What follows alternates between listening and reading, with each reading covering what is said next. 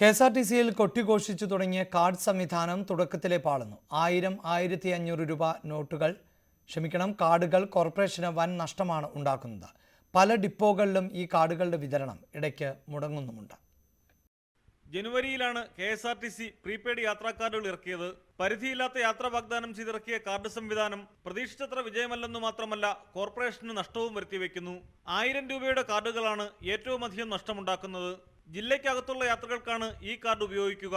മുൻപ് മാസം 1800 മുതൽ 2000 രൂപയ്ക്ക് വരെ ടിക്കറ്റ് എടുത്തിരുന്ന യാത്രികർക്ക് ഇപ്പോൾ 1000 രൂപ മുടക്കിയാൽ മതിയെന്നതാണ് സ്ഥിതി. ലാഭകരമല്ലെന്ന് കണ്ടെത്തിയതോടെ ഈ കാർഡ് അച്ചടിക്കുന്നത് കുറച്ചിട്ടുണ്ട്. 1500 രൂപയുടെ സിൽവർ കാർഡും പലയിടത്തും കിട്ടാനില്ല.